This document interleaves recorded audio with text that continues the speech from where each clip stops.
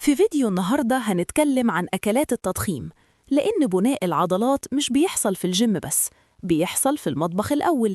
تقدر تتمرن أحسن برنامج في الدنيا، لكن لو أكلك مش مظبوط النتيجة هتكون ضعيفة أو شبه معدومة.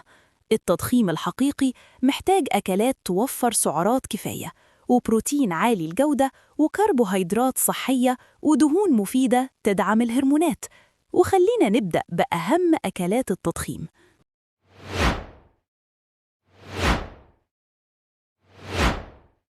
شفائيات. أول أكل: البروتينات الحيوانية والنباتية عالية الجودة. البروتين هو حجر الأساس في بناء العضلات، لأنه المسؤول عن إصلاح الألياف العضلية بعد التمرين وتكبيرها. مصادر زي اللحوم الحمراء قليلة الدهن، صدور الفراخ، السمك، البيض، ومنتجات الألبان بتوفر بروتين كامل يحتوي على كل الأحماض الأمينية الأساسية، وخصوصاً الليوسين اللي ليه دور مباشر في تحفيز بناء العضلات. كمان البروتين النباتي زي العدس، الفول، الحمص والفاصوليا مفيد جداً، وخصوصاً لما يتجمع أكتر من مصدر مع بعض. تناول كمية كافية من البروتين يومياً بيساعد على زيادة الكتلة العضلية وتقليل فقدان العضلة أثناء التمرين الشاق. تاني أكل: الكربوهيدرات المعقدة كمصدر طاقة أساسي. الكربوهيدرات هي الوقود اللي بيشغل التمرين. مصادر زي الأرز، البطاطس، البطاطا، الشوفان والخبز الأسمر بتوفر طاقة مستمرة وتساعد على ملء مخازن الجلايكوجين في العضلات. وجود كربوهيدرات كفاية في نظام التضخيم بيخلي الأداء في الجيم أقوى وبيقلل استخدام البروتين كمصدر طاقة، وده معناه بروتين أكتر للبناء مش للحرق. كمان الكربوهيدرات بتساعد على إفراز الإنسولين، وهو هرمون بنائي بيساعد على دخول العناصر الغذائية للعضلة. ثالث أكل: الدهون الصحية ودورها في الهرمونات. ناس كتير بتخاف من الدهون، مع إن الدهون الصحية ضرورية جداً للتضخيم. مصادر زي زيت الزيتون، المكسرات، الأفوكادو، وصفار البيض بتدعم إنتاج الهرمونات البنائية زي التستوستيرون.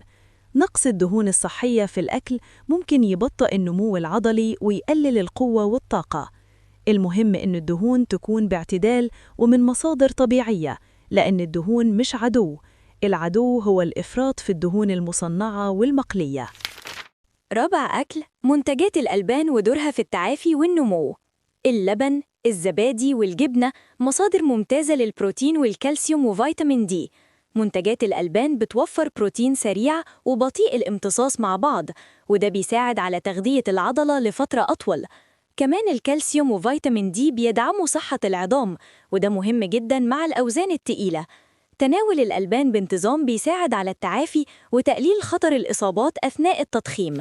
خامس أكل: الفواكه والخضروات ودورها اللي ناس كتير بتستهين بيه. رغم إنهم مش مصدر سعرات عالي، لكن الفواكه والخضروات عنصر أساسي في أي نظام تضخيم ناجح. فيتامينات ومعادن زي البوتاسيوم، المغنيسيوم، فيتامين سي ومضادات الأكسدة بتساعد على تقليل الالتهابات، تحسين الاستشفاء، ودعم الجهاز العصبي.